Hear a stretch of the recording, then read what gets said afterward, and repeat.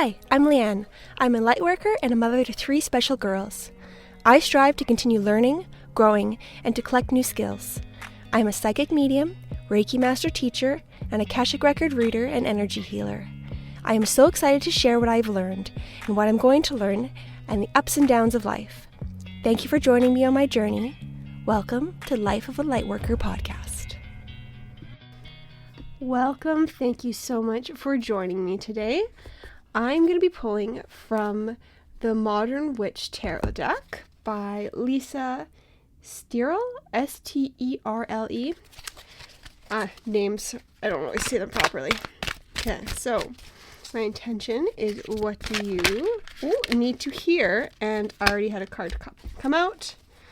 And let me see, I think there's another one in here. Well, there they go. Oh, this one's very flippy today. So the first card is the Star, and from the book it says, "Darkness has turned into light. The star is peaceful and content in her nudity.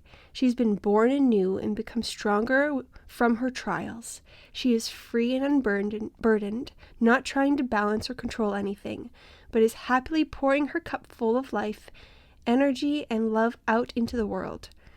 The ibis, I'm not sure if that's how you say that bird, but it's the symbol of creativity and inspiration, flies high in the sky above her, and the star shines brightly for her. Despair has turned to hope. Your wounds are healing. Your scars are fading, so bask in this time of peace and serenity. You don't have to do anything you don't want to. Let yourself be free and accept these calm moments. The earth and everyone around you will rejuvenate you, comfort you, and fill you with joy. You are a shining beacon of possibility, so dream big and wish on that shooting star. Next we have 8 of Pentacles. There is no success without hard work. Whether you've got an important deadline, a project you've been procrastinating on, or you're looking to improve your situation, it's time to buckle down and get to it. It can feel like a slog, sure, but it'll definitely be worth all the time and energy, and the proud feeling when you've finally done will be absolutely amazing, promise. And then the last card is King of Wands. The commanding leader, totally confident in their actions and ability. The king can be an inspiring teacher or a boss you really respect. If the king is you, it might be time to step up and take control in a particular situation. Don't be afraid to take the lead. You can channel your passions into actions and energy. You've got the skills to be in charge. I feel like the message all these cards have to say together is focus on yourself, take care of yourself, heal yourself so that you can put the energy and the work into creating what you want and creating that dream that you have. You can, because the star is taking care of yourself, and the Pentacles is putting actions into reality. So taking those thoughts and putting them into physical reality through your actions. And the king, to me, it feels like that's taking the lead. It is not being afraid and taking action, inspired action. So letting the inspired action direct where you're putting your energy, where you're putting your work, but you can't put the work in unless you take care of yourself. It's one thing to say we need to take time for ourselves, fill our cups, take care of us, but it's sometimes a completely different story actually doing it and actually implementing it. So let me see some steps that we can take to help us fill our cups, because I feel like all the other steps will fall into place once we get our energy filled, once we are at capacity where we can take those actions safely. Because it doesn't feel safe to take those actions, those steps forward, because we are depleted. So it actually isn't safe because we're using our energy that we need. If we have excess energy, it is safe to give that energy towards the steps, towards the things that we want, the things that we need, things that we desire. So filling our energy is so important. And lots of us think we need to do the steps in order to get things in order to give us energy to fill us up, it's backwards. That's the way we've kind of been trained to do things. Like you work hard so that you can get the money so that you can go on the vacation. Well, taking steps to bring the energy of that vacation into your life before you take the steps is going to make the steps easier, and it's going to be less work, less physical work, because we're not depleted. As someone who has dealt with chronic illnesses and autoimmune diseases, braiding my daughter's hair 5 years ago, braiding my daughter's hair now, it goes from a huge challenge to something you can do without thinking. Doing the dishes before took so long and drained me, and I had to sit down and rest for so long afterwards, and now it's an inconvenience. It's an annoyance. It's not that big of a deal. Same task, but because of how you show up, your energy going into it makes it a huge task or a little task. And all the different shades and variances in between. But how you go into something matters a lot. So starting to put more importance on how you are showing up when you are doing something, and a little less on the physical actions. Focusing on yourself first. So, some things that we can do to help us gain more energy. Stop losing our energy to things that don't matter. The energy, those little straws, those siphons that pull our energy away that we don't even notice. You see, the simplest one is, I always say this, everyone always says, is finding joy, finding something fun, and finding something that's little. Putting on a song you like. Moving your body in a way that makes you smile. First little steps. We are bringing in joy in little moments, little tiny things, and adding those little tiny moments throughout your day to help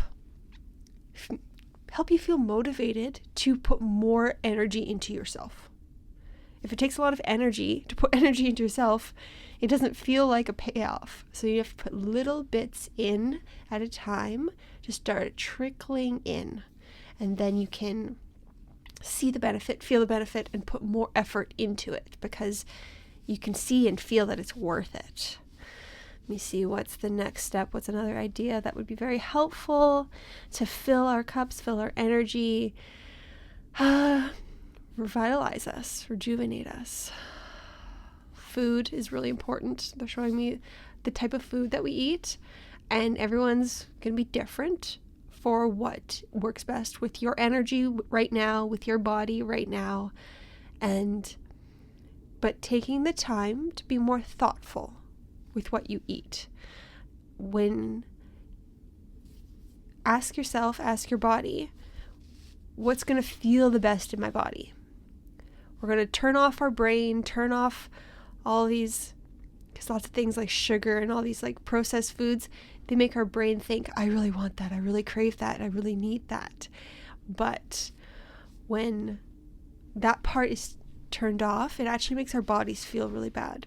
So focusing on how your body feels and putting more intention into your body. So asking yourself, how will this make my body feel in 15 minutes, in half an hour, in an hour? Do I like the way that feels? And start asking yourself questions before you eat, before you plan to eat things. It's going to be very helpful. And it feels like to me a lot of these cravings that we have a lot to do with our guts not being quite right. Like some of us might have candida, which would be yeast, or some type of parasite, or lots of damage or injury to our intestines. So that's causing more issues. So starting to focus in on your gut health, and the first step is, how does this make me feel? And if I would also like to say that it's not all or nothing. If there's something that you really want, plan when you're going to eat it. So if it's going to make you feel bad, maybe don't eat it in the morning. Maybe eat it when you have time to rest. So maybe in the evening if that's works with your schedule. So planning your life around how your body feels can be a way to wean into this. And then, because some people don't like cold turkey for a lot of things, and I'm very much in the belief that it doesn't have to be all or nothing. There's moderation, but asking your body what it needs, how does it feel, and listening to your body when it's trying to talk to you, when it doesn't feel comfortable, instead of ignoring it, listen to it. And making your next choice, your next action, different from the one that made your body feel bad. And that's respecting your body, and then your body will show more gratitude and thanks towards you for respecting it. So these little steps that actually are big steps. Let me see what else can be helpful. Let's see.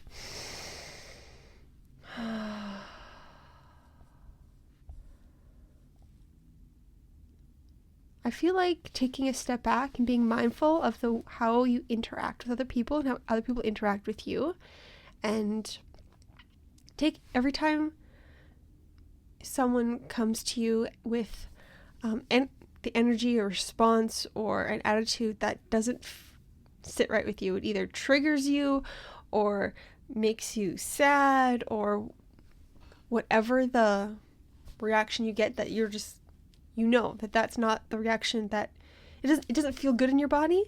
Take a step back and look at it from their perspective, look at it from an outside perspective, and start to notice patterns. And instead of thinking of it as an attack upon you, thinking of it as an attack upon themselves, or they are just spewing out all this energy that is so abundant within them. So if they're giving that out, it must be even worse being in their body. So having more sympathy for them instead of blaming them and being mean back or having that attitude back, placing healthy boundaries of, I'm not going to allow you to talk to me that way, but you don't need to interact. You don't need to engage. We can say stop, no, and walk away. And having more of that attitude into our lives really helps us not drain energy, because that attack back, that instigation back, takes so much energy out of us. So we're not doing this to be kind to them. We're doing this to be kind to ourselves. We are not using our precious energy to respond to them. You are doing that as a kindness to yourself, to hold on to your energy, to keep your energy safe. We're not just spewing it out all over the place. We are letting our body keep those energies. And let me see if there's anything else that would be helpful.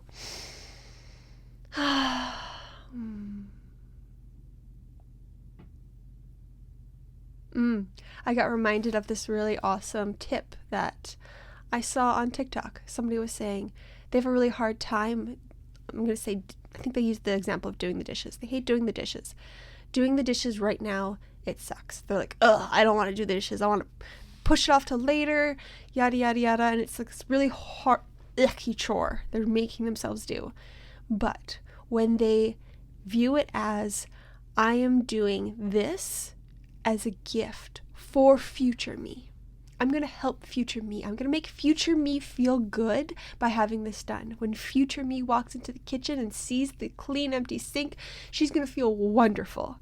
I am doing this for her. Start doing things for yourself in the future. These tasks that you don't enjoy, you're doing them out of love and kindness for yourself in the future. That's filling your future cup, doing activities, not just for you right now, but for you in the future. What can I do now to make me feel good later? Make me feel good in the future. Make me feel good in an hour. Make me feel good tomorrow. What can I do now? And that can help change that perspective of, oh, I gotta do the dishes. I hate doing the dishes, to I'm doing this for you, babe. I'm taking care of you. I'm looking out for you. I love you. This is an act of love for future me. And I loved that so much. It feels so good. And I'm going to start doing that more, because I have found myself doing things like cleaning up for my spouse, for my kids. I'm not doing it for myself. But when I see the clean house, I feel good. So I'm going to start cleaning for future me. And I'm so excited to try this. I feel that's going to change the energy so much, and I really hope you guys try this too, because I've done it just a little bit. So yesterday, because I just heard this yesterday. So yesterday I did the dishes before bed, because sometimes I leave them till the morning, and I was like, you know what, I'm going to put the extra energy and do them tonight, so that tomorrow me is going to be like, I don't have to do the dishes. It's going to feel so nice. Give myself a little bit extra time, a little bit more time to drink my coffee, to get ready. And it just feels so good. And I'm going to keep adding more of that into my life, because I need to take care of myself more. I need to take care of myself better. All of us need to take care of ourselves more. We need to show ourselves more love by doing things for ourselves. One of my love languages, one of the main one, is acts of service. What services am I going to give to myself? How am I taking care of myself? How am I going to mother myself? How am I taking care of me? And I hope that helps you this week, and I would love to hear if you've implemented this, how it's worked out for you, and how are you feeling, because I feel this, for me, is going to be so important and such a big impact on my life. I really feel that's going to help shift a lot of things, and I'm really excited to add more and more into this. So I'm really excited to see how that helps you guys as well. I love it. It feels so good in my body. My body says, yes, do this. Yes, yes, yes. Okay, so let me see if there's any more last messages. I feel like that's the it. That's enough to work on for this week. And then we'll see what we can focus on for next week. Because, we always have little things that we have to, or not have to, that we are asked to, that we can do to help our energy grow, improve, and help support ourselves and help support others. So I hope you have a great week, and I will talk to you next time. If you want to contact me, you can visit my website, spruceenergyhealing.com, or TikTok, Instagram, Facebook, YouTube, all Spruce Energy Healing. Have a great week.